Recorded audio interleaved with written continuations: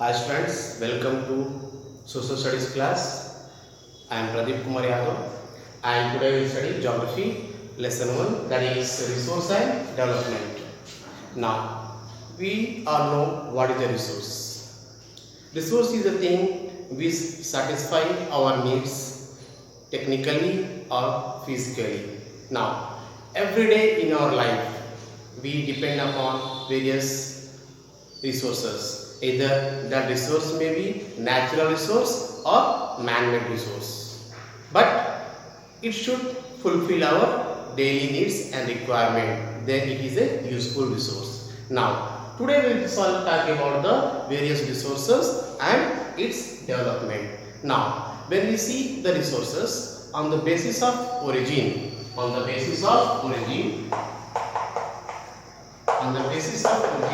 we see the resources are of mainly two types. That is, one is biotic and abiotic.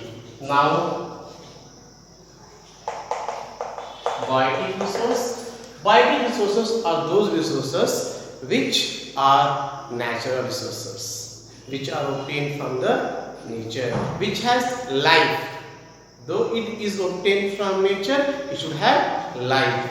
Then only we can say it is a biotic resource. And the best example of biotic resource we can say is that we ourselves, human beings, animals, plants and all living organisms on this planet. Next, after a biotic resource, there is abiotic resource. Abiotic resource is common, quite opposite of biotic resource. Abiotic resources are those resources which are non-living things. Now, but here, though it is non-living thing, abiotic resource can be natural. For example, if you take soil, minerals, they are non-living things, but they occur naturally. So, any resource, whether it is man-made or natural, but it should not be a living thing. If it should be a non-living thing, means all the non-living things, the resources which are using, though they are occurring in our surrounding naturally, but they should be non-living thing. Now, this is on the basis of origin. Now, we shall study on the basis of exhaustibility. Now, on the basis of exhaustibility.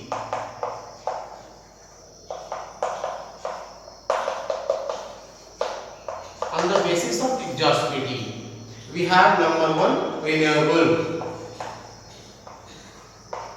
Second one is non-renewable.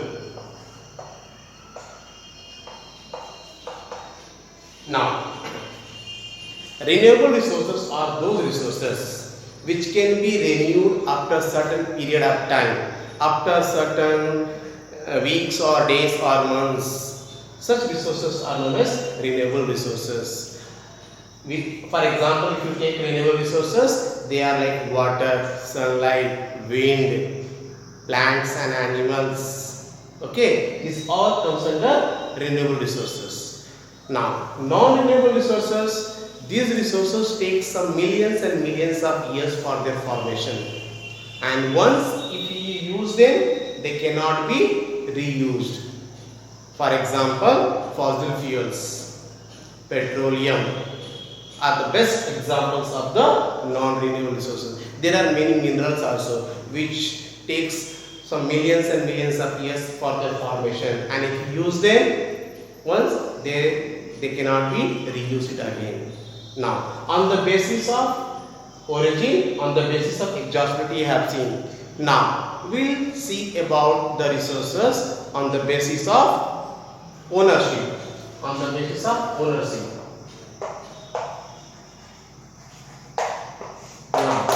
on the basis of ownership, if you see the resource on the basis of ownership, now ownership means, that is, we can say that this resource belongs to any particular person, group, society, anything. Now, first one is individual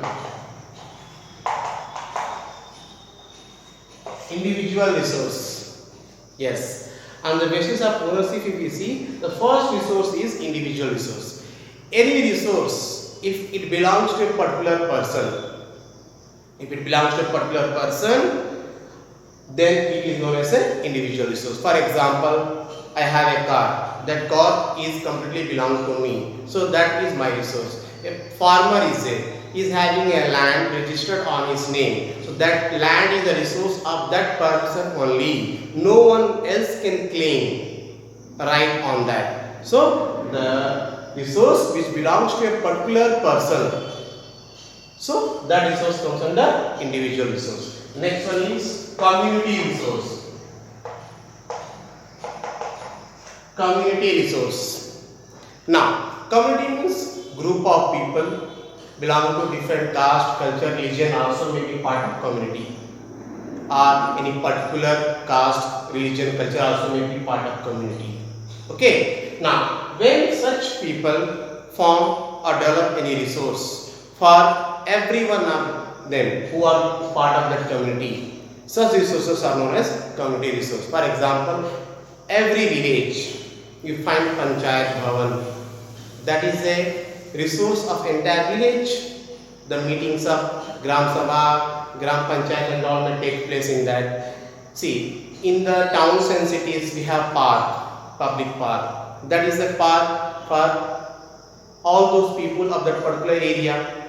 Okay. Now there are certain community hall where the people of particular communities they get together, meet together for certain functions and all. Such resources are known as a community resource. Now the third one is national resource.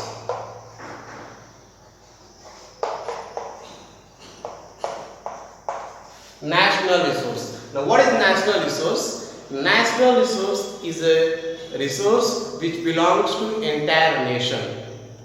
No particular person, no particular community can claim on that. Such type of resources known as national resource. For example, if you take rivers, in our country we have many rivers. So can any particular person or any community can come and claim right over that river? River flows through various villages, various towns, various cities, below that, but no one has right to claim that this river is flowing from my village, so it is my resource. No, it is a natural resource. If you take monuments, historical buildings, for example, if you take Taj Mahal, Red Fort, they all comes under natural resources. Okay. Next, after natural resource, we talk about international resource.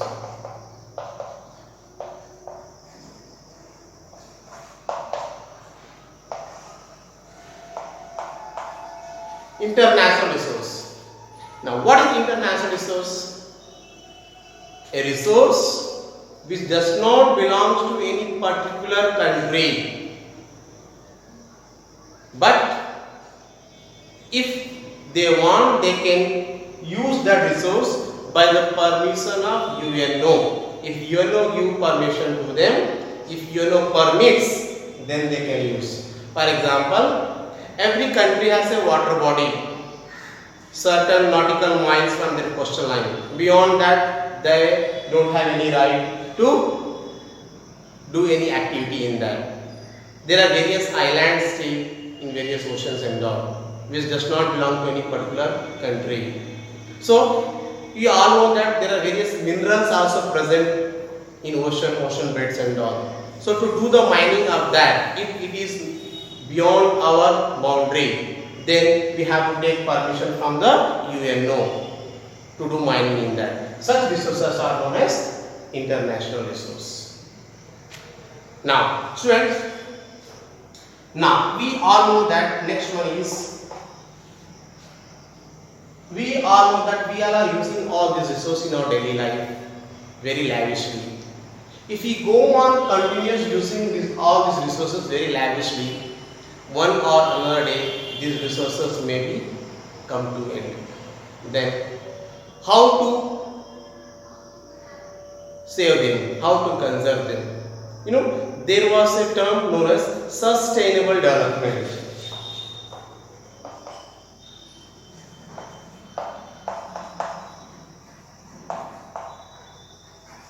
Sustainable development. A term has been coined as a sustainable development. Now let me explain you what is sustainable development.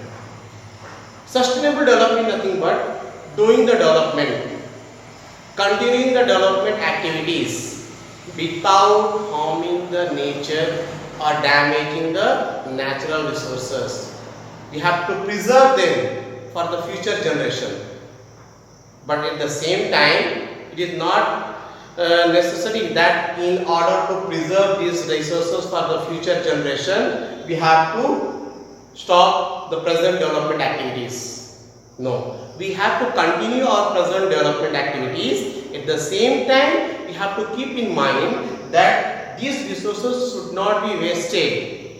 How much is required, that much only we should use. Means we have to minimize the wastage. We have to follow the process of recycling, reusing of certain minerals and resources which can be used.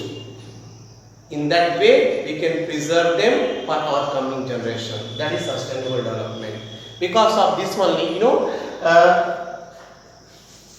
in the year 1992, in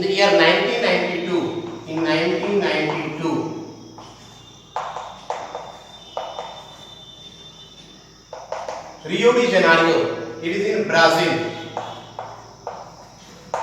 Rio de Janeiro in Brazil. There was an Earth Summit in 1992. There was an Earth Summit. Now, in this, we can see the countries, various countries participated. Nearly more than 100 nations participated in this conference. Now, for what purpose this conference was there?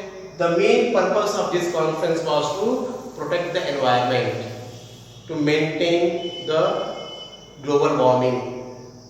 Because all the nations, mostly the developing and developed nations, they were in a race, in a competition of development. So in order to that, they were going on cutting down the forest area, mining activities were on very large scale, and the planting of new trees and all were minimizing, because of which what happened, the global warming issue started. So to minimize that, to control the global warming and to increase the forest area, in 1992 more than 100 nations, they met together in Rio de Janeiro and they formulated Agenda 21. By 2021, 21 points they made which has to be achieved, but yet many countries did not complete it, did not achieve. Instead of that, their forest coverage in those countries have come down. Now, next one is resource planning.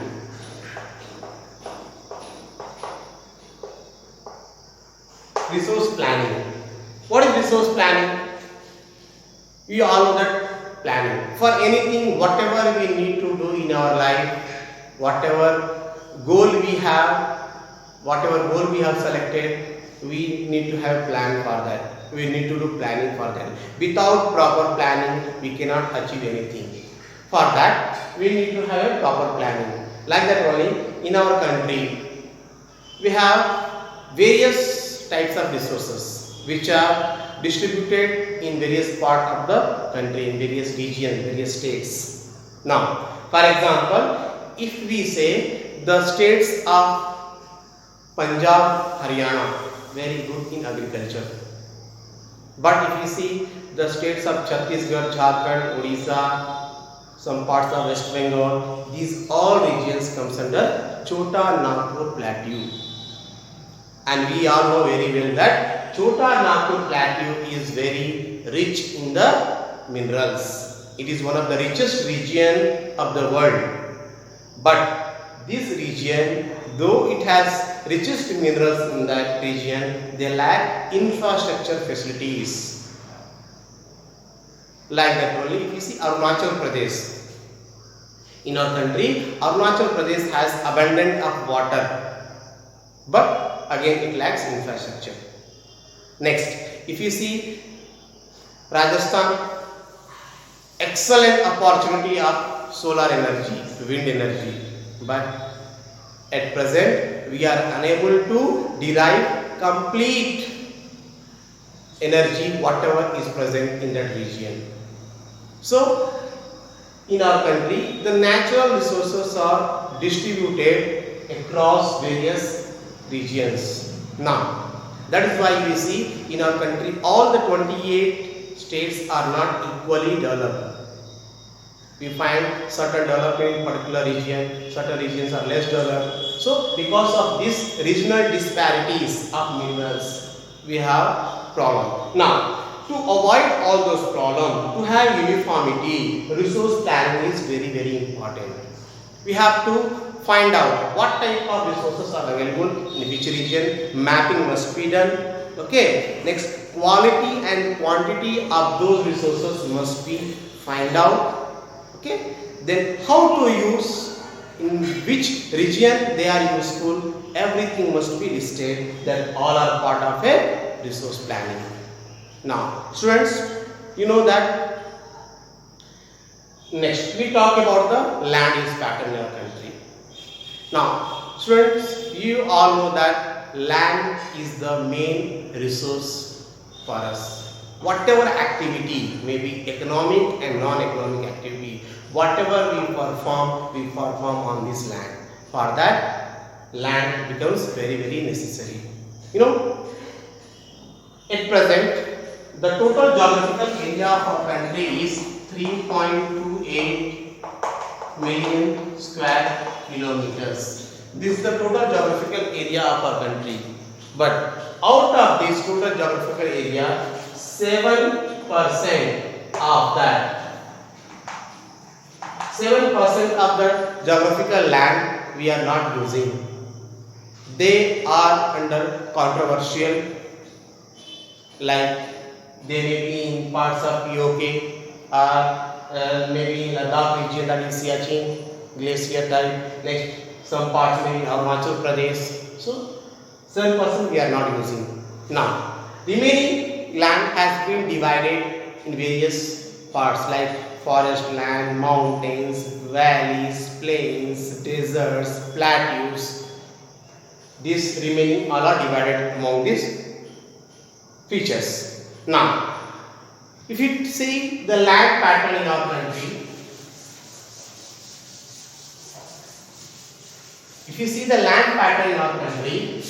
we have forest land. You know, in 1952, Forest Act was passed.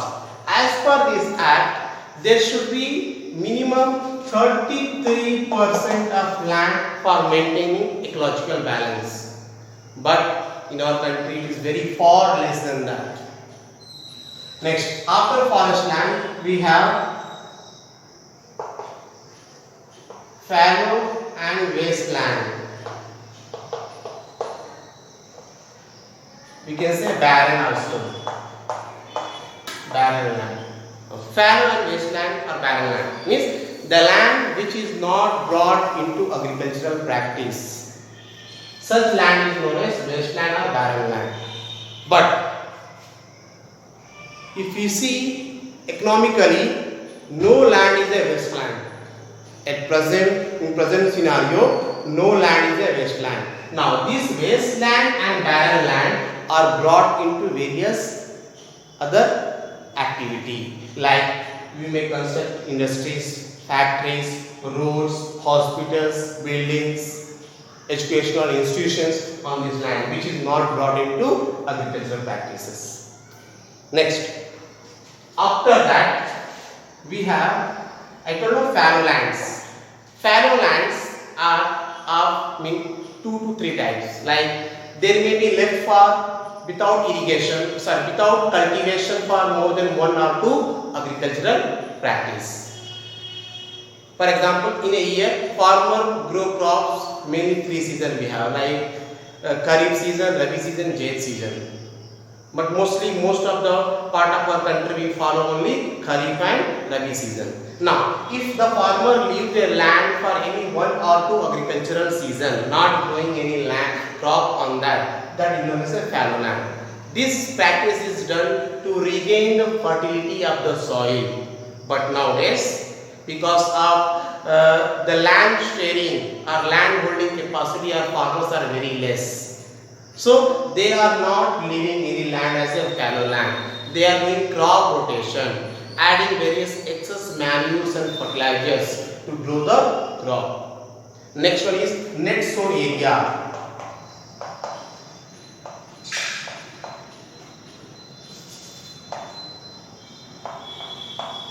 Net sown area.